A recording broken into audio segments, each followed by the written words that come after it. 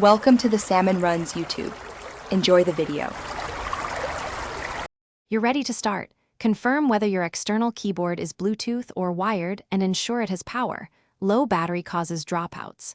Once charged, open system settings and turn Bluetooth on so the Mac can scan. If the keyboard is wired, locate a matching cable or USB-C adapter and plug it in now. Mac OS will detect it automatically. Make sure you're within 6 feet for Bluetooth. Once done, keep the keyboard in pairing mode and watch the devices list for its name. Next, put the keyboard into pairing mode, usually a dedicated button or holding power for several seconds. An LED flashes when discoverable. On your Mac, click the device name in Bluetooth and accept the pairing prompt. Sometimes you'll type a numeric code shown on screen to confirm security. For wired keyboards, plug in and then open Keyboard Preferences to choose your layout and remap modifier keys. Make sure Mac OS recognizes special function keys. If not, enable full keyboard access in Settings for improved behavior.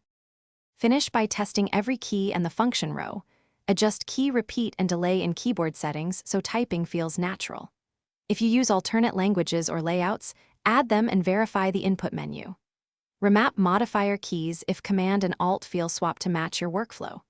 If things go wrong, first toggle Bluetooth off and on, then remove the keyboard entry and repair. Also try restarting the Mac or replacing batteries. This single reset often clears pairing glitches and restores. Thanks for watching. Consider subscribing if we helped you.